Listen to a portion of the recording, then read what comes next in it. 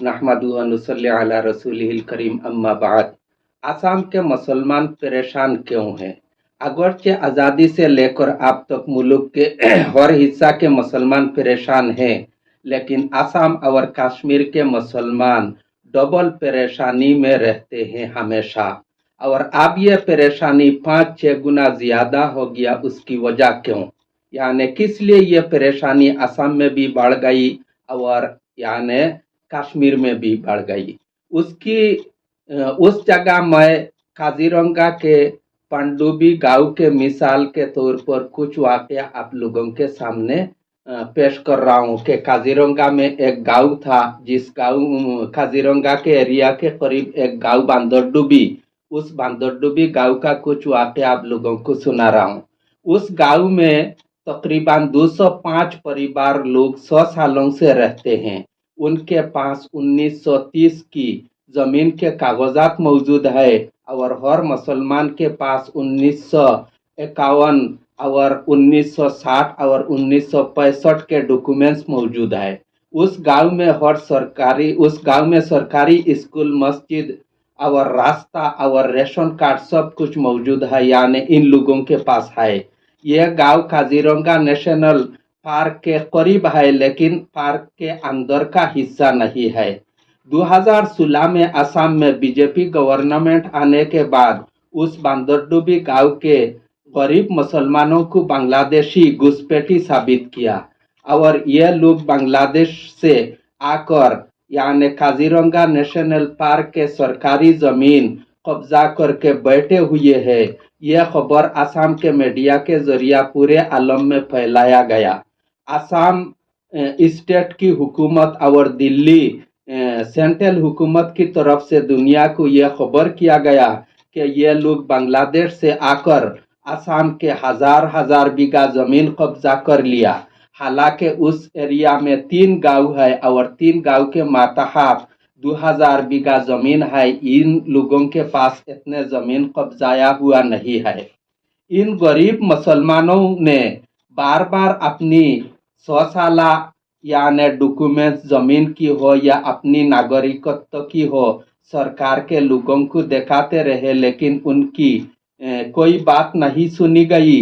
Bill आखिर असम और दिल्ली हुकूमत के इशारा से हजार हजार पुलिस, आर्मी और हाथी बुलडोजर और बीजेपी और आरएसएस के गुंडे लगाकर इस गांव को जमींदोज कर दिया गया। जमींदोज करने के बाद यानी उन लोगों के सामानों को, घर मकानों को सब जलाकर रेक यानी कोयला में तब्दील कर दिया गया और पुलिस ने 2 लोगों को गोली मारकर आईने मौका पे शहीद कर दिया गया। इन गरीब किसानों पर किए गए जुल्म को मीडिया के जरिया से उसी तरफ फैलाया गया गोया के असम की हुकूमत तीसरा विश्व युद्ध जीत गया और इन बांग्लादेशी से अपनी जमीन को वापस ले लिया।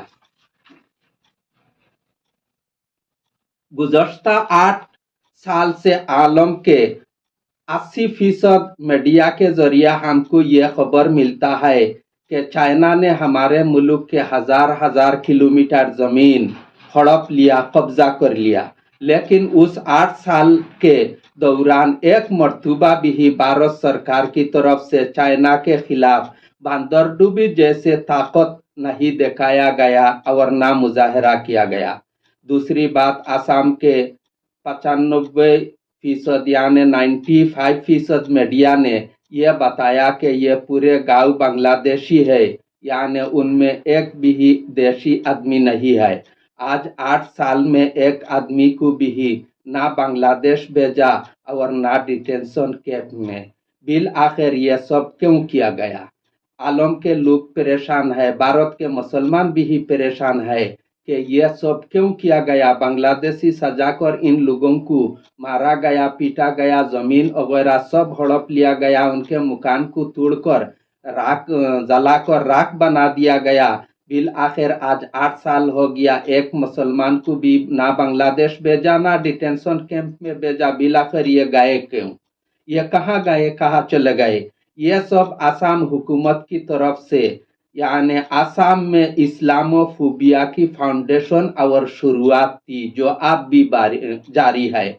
यानी जिस तरीका से आलम के कोने कोने में यानी इस्लामोफोबिया या इस्लाम मंसूबा इस्लाम दुश्मनी मंसूबा जो पूरे आलम में फैलाया जा रहा है, वो आसाम में भी उसका उद्बोधन और शुरुआत किया गया 2016 में। ये बांदरडुबी जो गांव है उसमें उच्चेद करके इन लोगों के मकानात को जमींदोज करके, तो यह सब आज भी हो रहा है। और रोज बरोज नए नए हर गांव में हर इलाका में मुसलमानों पर इल्जाम लगाकर यह जुल्म अब तक जारी है।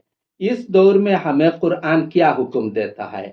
कुरान हमें यह हुक्म देता है कि हजरत आदम अलैहिस्सलाम से लेकर आज तक इस्लाम को मिटाने वाले दुनिया में करोड़ों पैदा हुए, सब मिट गए, लेकिन अब तक इस्लाम दुनिया में जिंदा है।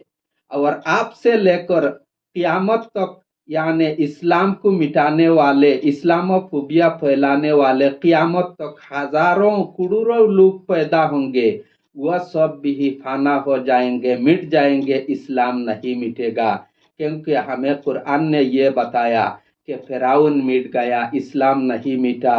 शद्दाद, नमरूद, कारून, अबू जहल, अबू लहब सब मिट गए, लेकिन इस्लाम नहीं मिटा। और हजरत आदम अलैहिस्सलाम ने दुनिया में पहली इस्लाम की बुनियाद डाली और हजरत मोहम्मद सल्लल्लाहु अलैहि वसल्लम ने उसके आखिरी कील ठुकी। इसलिए पूरे आलम में यानी आप भी इस्लाम है, पहले ज़माना में भी था और क़यामत तक इंशाल्लाह रहेगा। हमें सब्र के साथ इस्लाम पर कायम रहना है।